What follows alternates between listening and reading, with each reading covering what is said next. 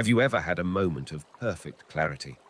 A fleeting instant, perhaps sitting quietly at dawn or looking into the eyes of someone you love, where the world suddenly felt whole and your place in it felt utterly, peacefully right.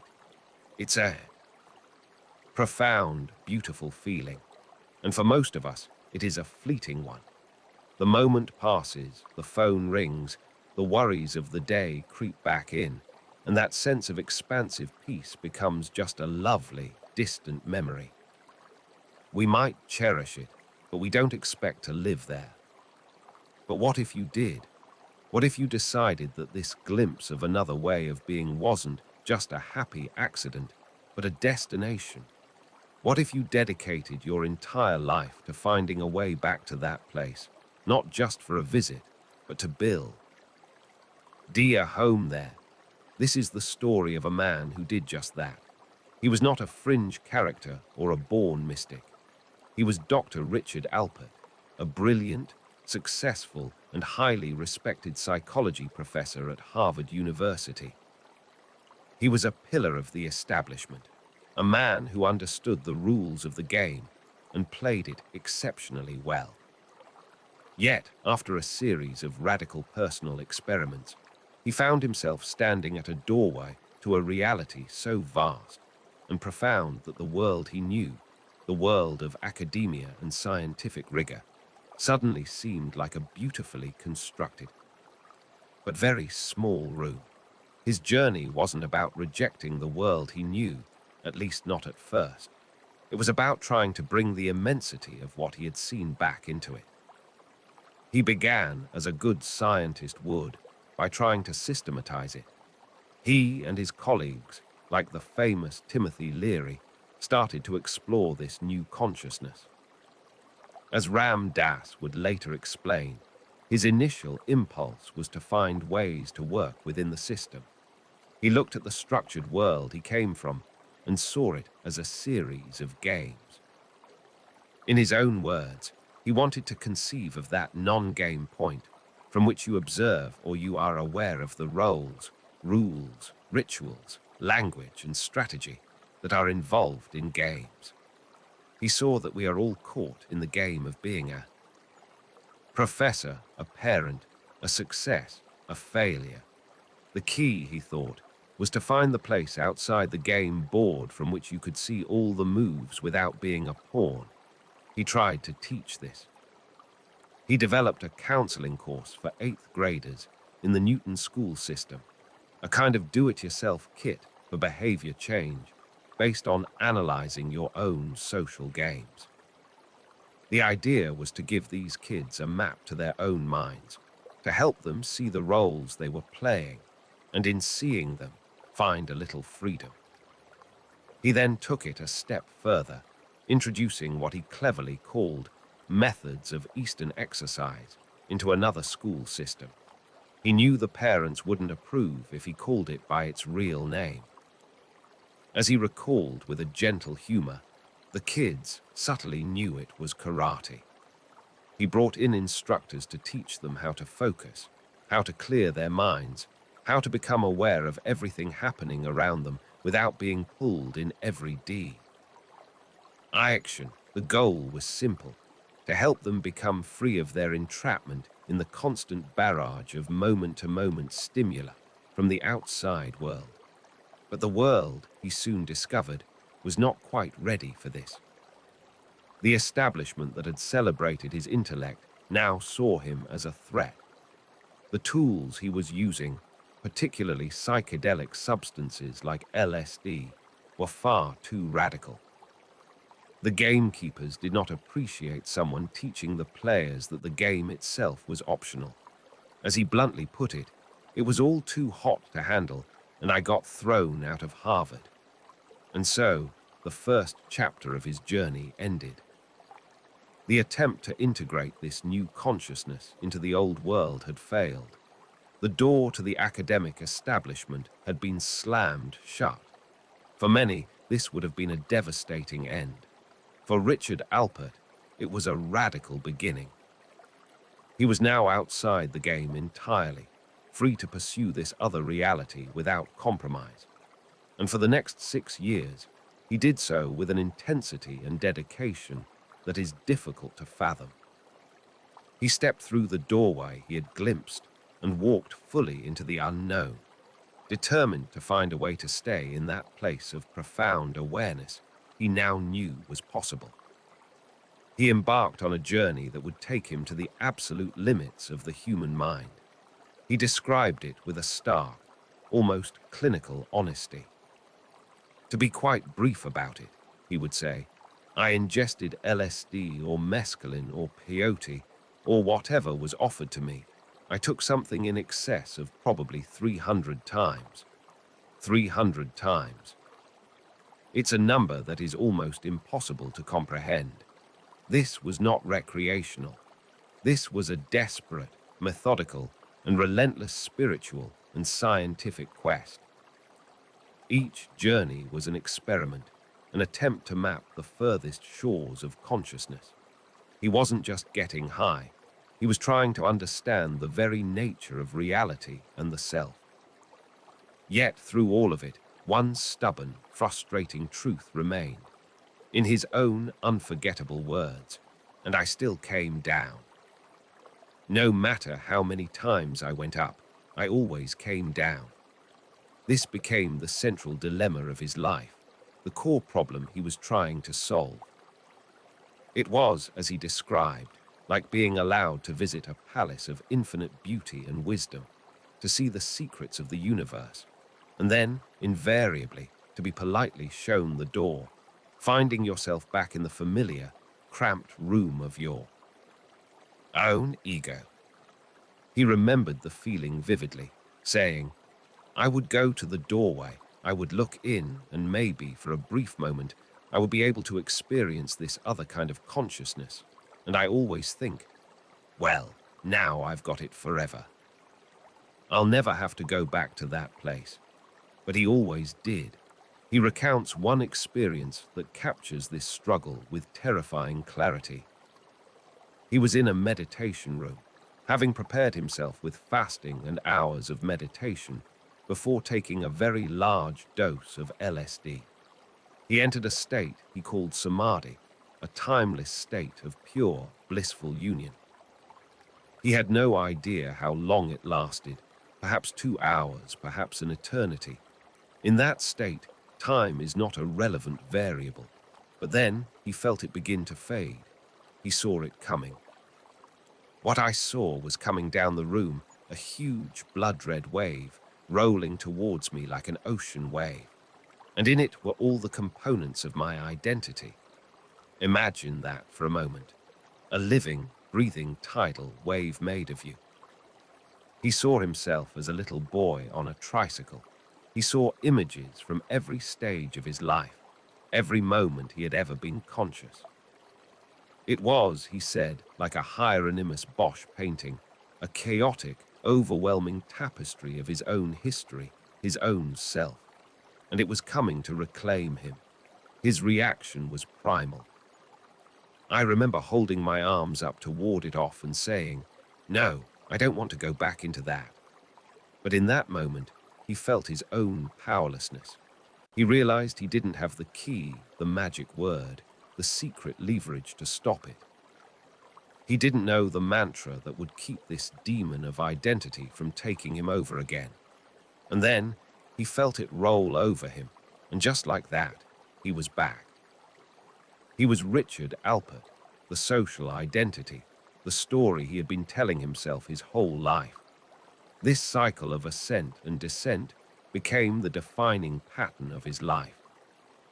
He and a small group of fellow explorers pushed the experiment to its absolute extreme. He tells the story with an air of clinical detachment, almost disbelief at his own past actions. I got together with 4 other people that we locked ourselves in a house for 3 weeks, and we took 400 micrograms of LSD every 4 hours for 3 weeks. The sheer scale of it is staggering. But even this, the most intense and sustained effort imaginable, was not enough. They had a wonderful, creative, mind-expanding time. But at the end of the 3 weeks, when they finally emerged from the house, the result was the same. As he stated with a sense of profound finality, we all came down. It wasn't that he wasn't changing. He was. Each of these journeys chipped away at the rigid structure of his old reality. He was systematically deconstructing his own mind, changing his habits of thought, his entire cognitive map. The drugs, he knew, had performed one essential, world-shattering function for him. They broke through what he had considered to be absolute reality. They showed him that the way the world is was just one perspective among countless others. He had moved from a singular, absolute reality into a world of relative realities. But he was stuck there, floating between worlds, belonging to none. The next step, the step that would take him from the dizzying chaos of relative realities back to a single, unifying, absolute truth with a capital T, remained stubbornly out of reach. And then a clue arrived from a most unexpected source. It came in the form of a message from an Eastern mystic named Meher Baba, a silent master living in India who had proclaimed himself to be the Avatar, or God in human form. At the time, Ram Dass was living in a community in California with a group of artists and seekers, some of whom were followers of Meher Baba. They were all living together and all taking LSD. The message came back from India through a young man who had visited the master. Meher Baba, who had been observing a vow of silence for decades, simply held up his hand and gestured, a message that was interpreted to mean, "Stop smoking that horrible stuff." Ram Dass's first reaction was pure intellectual dismissal. Well, he thought, he's telling this young hippie that it's not good for him. It has nothing to do with me. But the messages continued, becoming more direct. Meher Baba instructed all of his followers to stop taking LSD and to stop associating with anyone who did. This created a crisis in their shared home. His friends, who were devoted to Meher Baba, were now being told to sever ties with him, the LSD person. So Richard Alpert, the rational scientist, did a strange thing. He decided to write a letter to a man who claimed to be God. With a mix of courage and intellectual curiosity, he laid out his dilemma. He wrote, "Meher Baba, here is my problem. I read your books and they all speak to me from way inside myself. I know they're all true. It all feels absolutely right. The only reason I know that is because of these drugs. Therefore, how can I with any integrity put them down since they brought me to you? Would you please tell me how to do this?" The reply he received was a pivotal moment in his journey. It contained the key that would unlock the prison he had found himself in. Meher Baba's message was nuanced. He acknowledged that for a few serious students, the chemicals could be slightly helpful. He even gave Ram Dass permission to take them 3 more times, a detail he found very funny. But then came the crucial insight. The problem, Meher Baba explained, is not addiction to the drug. The problem is that one gets addicted to the experience. This was it. This was the answer he had been searching for. He was trapped in his method. He was a prisoner of the very tool that was meant to set him free. He saw the pattern in himself with painful clarity. The person who says, "I'll just take it once more to go back to that place. Maybe this time I can stay," already knows, deep down, that he won't. There's a little voice inside, a voice he had been trying to suppress, that keeps asking, which is the drug and which is me? He realized he had come to rely on the chemicals. He used them whenever he needed to perform at a high level of consciousness, whenever he had to give a lecture or access that deeper understanding. This dependency had created an impossible and dangerous double life. The man who spoke of expanded awareness was trapped in a cycle of chemical highs and the inevitable crushing lows. This growing despair was compounded by another, even more frightening experience. He was invited to be one of the first people to experiment with a new and powerful chemical called SDP. The dose he was given was far too large, and it plunged him into what he described as a timeless, glass-encased booth for about 3 days. During this period, he was scheduled to give a lecture at a university. He was delivered to the lectern, took the microphone, and a voice that felt both his and not his, spoke through him. The reaction of the audience was deeply unsettling. When the lecture was over, nobody moved. They just stood there, silent. A friend who was with him later described the atmosphere. She said that the people in the audience who had just come out of curiosity, who couldn't accept the feelings he was projecting, had become so uptight and angry that it was the first time she had ever feared for his physical safety at a lect. He had touched something in them so deep that it provoked a reaction of pure rage. At that moment, he understood something profound. These chemicals had opened a door inside him, but he was not remotely prepared for what was coming through it. He felt like a child who had been handed the controls to a jet airplane. He saw his own power hunger, his own unreadiness to wield such influence. He didn't feel he was a responsible enough being to be in that position. And so, he made a decision. He cancelled all his lectures. In his own words, "I decided I couldn't really afford to speak anymore, since I didn't know what was going on." The path of the West, the path of chemistry and psychology, had reached a dead end. He had pushed it as far as it could go, and it had led him to a place of despair and danger. But there was one last thread, one final possibility that had been woven through his journey from the very beginning. From his early days with Aldous Huxley and other wise friends, his attention had been drawn to the East. They had read books like the Tibetan Book of the Dead, a manual for guiding the dying through the afterlife, and had been struck by its frighteningly accurate parallels to the psychedelic experience. They had even created their own version, a manual for the psychedelic journey, framed as a psychological death and rebirth. This had planted a seed of hope, that the knowledge they were so desperately seeking, the knowledge of how to work with these higher states of consciousness, was not lost. It was known somewhere in the East by someone. And so, one by one, his friends had made the pilgrimage to India to find these enlightened masters. But each of them had returned with the same disappointing report. "I guess there aren't any around. They're all gone." This was a terrifying thought. The possibility that they, in their fumbling, chaotic experiments, knew as much as anyone alive. It felt, he said, a little too irresponsible. By the beginning of 1967, Richard Alpert had used up all his alternatives.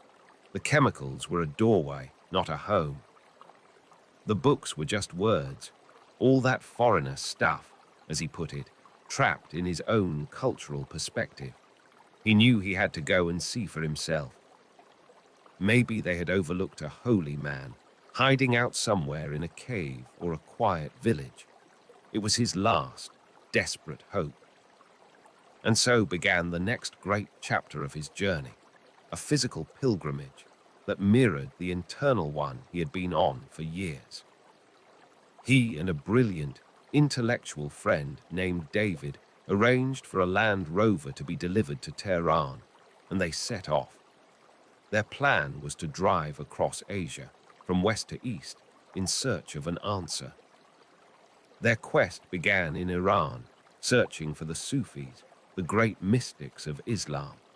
They traveled from city to city, seeking out the wise ones, but the results were underwhelming.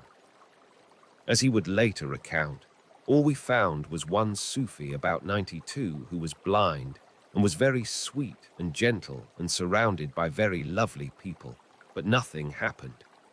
That was his measure. Nothing happened. He wasn't looking for a doctrine, or a certificate. He was looking for a feeling, an internal shift, a sense that he was in the presence of something real, something that resonated deep inside him, and he wasn't finding it. From Iran, they drove their Land Rover through Afghanistan, which he described as an extraordinarily beautiful country, experienced through a haze of extraordinarily fine hashish. Then they crossed into the vastness of India. This was supposed to be the destination, the source of the wisdom he sought. He went to see the Dalai Lama in Dharamsala. He had his audience, his darshan, but again, nothing truly transformative happened inside him. He and David then embarked on a religious pilgrimage, hiring horses and trekking for days up into the high mountains of Kashmir to a sacred cave. Along the way, they met wandering holy men, sadhus, and would sit and share a pipe with them, smiling and nodding across a vast cultural and linguistic divide. But it was just that, a pleasant journey, a nice horse ride. The inner landscape remained unchanged. Then it was on to Banaras, the holy city on the banks of the Ganges, a city dedicated to death.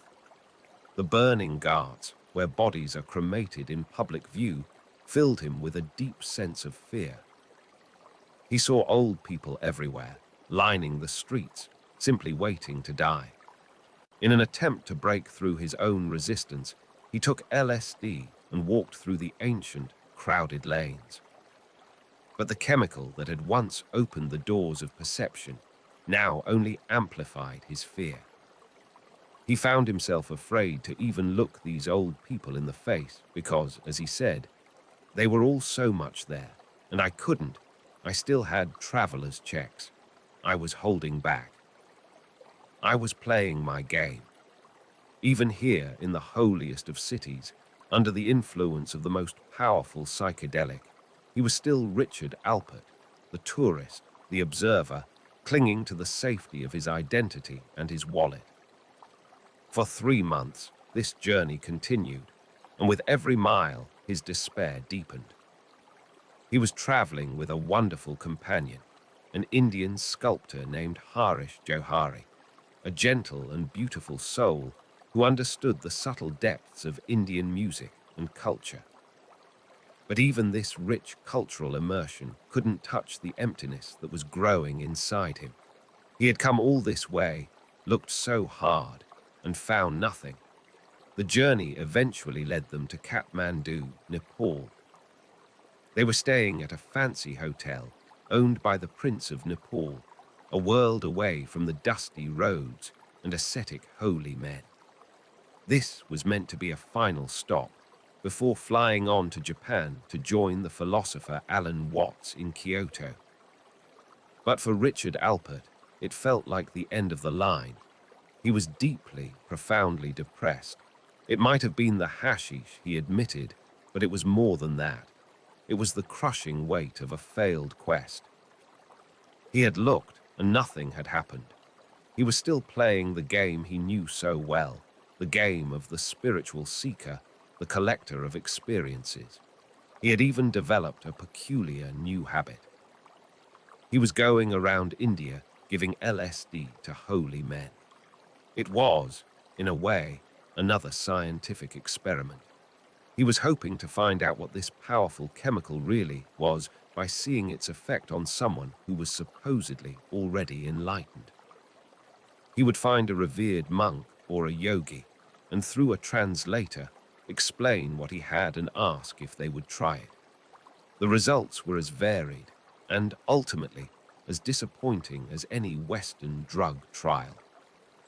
Some of them loved it, exclaiming, "Oh wow, isn't this a ball?" Others said it just gave them a headache. Still others remarked that it wasn't as good as their own meditation. There was no consistent, enlightened response. But more telling than what they said was what he felt from them. In each and every one, he sensed the persistent presence of ego. They were all still on the journey, still looking just like him. They had their own methods, their own little systems, but none of them felt like they had truly arrived. As he wryly observed, the speed with which they reached out for the pills he offered was proof enough that they were still searching. And so, there he was, sitting in a restaurant in Kathmandu called the Blue Tibetan, a well-known hangout for the hippies and travelers who were flocking to the east.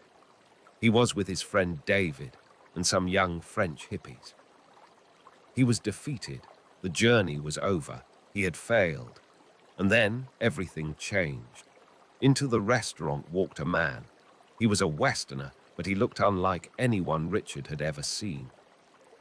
He was extraordinarily tall, perhaps 6'7", with a long blonde beard and long blonde hair. He wore simple white clothes and was barefoot. There was, Ram Dass remembered, a commanding presence about him. This young man walked directly over to their table and sat down. The group continued their conversation, and he said a few things. Immediately, Richard and David sensed that there was something different about this person. It wasn't just his appearance. In those days, Kathmandu was full of Westerners dressed in holy robes. This was something else, a different quality, a feeling. He described it this way. There was something about this guy that was different from all these others. There was something to filter. Intrigued, they collared him and brought him back to their fancy hotel suite, smuggling this barefoot Gia. NT passed the bemused staff, and for the next 5 days, they held what could only be described as a seminar of the soul. It was a strange mix of the sacred and the profane. Deep conversation fueled by hashish, decadent treats like peach melbas, hot baths, and books by mystics and adventurers. There were 4 of them in the room.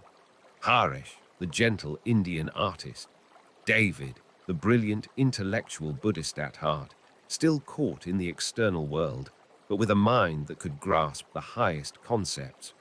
Richard Alpert, the despair. Ing Harvard professor, and this tall, quiet stranger. As the days and nights blurred together, as they talked and shared and took LSD together, something became profoundly clear. While the 3 of them, the artist, the intellectual, and the scientist, were all still searching, all still looking for something outside of themselves, this tall young man already knew. There was a different feeling inside him. He wasn't reaching. He wasn't striving. As Ram Dass would later say, in one of his most simple and profound observations, there was somebody in there. You could still feel his personality, of course, but it was resting on a foundation of deep, unshakable certainty. They learned his story. He had left the United States at 17, right after high school. He was an incredible guitarist, and had thumbed his way across America, caught a freighter to Europe, and then played his way across Africa, the Middle East, and finally to India. The moment he arrived, he knew he was home. He had been there for 4 years, had been initiated into a number of different spiritual traditions, and he knew a great deal. But it wasn't what he knew that was so powerful. It was what he was. For Richard Alpert, this was the turning point he never could have anticipated. He had spent years chasing an experience. He had used chemicals, meditation, and travel as tools to get to a place. He had been searching for a what. But here, in a hotel room in Kathmandu, he had finally found a who. He had found a human being who embodied the very state of consciousness he had only been able to visit. The search was over, not because he had found an answer, but because he had finally found a new question. The question was no longer, how can I get there? It was, how can I be like him? The long, arduous journey across continents had ended in a single, small room. The desperate search through philosophy, psychology, and pharmacology had resolved into the quiet presence of one unusual young man. All the methods, all the theories, all the striving had led only to a dead end of despair. It was only when he had truly given up, when he was ready to pack it all in and go to Japan, that the real teacher walked through the door. And that is a profound lesson for us all. We spend so much of our lives searching, striving, and trying to control our path to happiness or peace. We have our methods, our careers, our families, our hobbies, our spiritual practices. We get attached to them, addicted to the experiences they provide, just as Ram Dass was addicted to the ecstatic states the chemicals gave him. We believe that if we just try harder, use the right method, read the right book, or go to the right place, we will finally arrive. But Ram Dass's story teaches us that sometimes the most important step on the journey is the one we take when we stop walking. It's the moment of surrender, the moment we admit that our maps are useless and we are truly lost. It is only from that place of complete humility, of having exhausted all our own alternatives, that we can become open enough to recognize the grace that is waiting for us. It may not come in the form of a 6'7" barefoot hippie. It may be a quiet moment in the garden, a kind word from a stranger, or a sudden, unexpected wave of peace. But the teacher appears only when the student is finally ready to stop trying to be the teacher. Richard Alpert's journey to the East was, in the end, not a journey to a place on a map. It was a journey to the end of himself, to the end of the brilliant, striving, seeking mind that had taken him so far and could take him no further. And there, in the quiet emptiness of his own surrender, a new path was about to begin.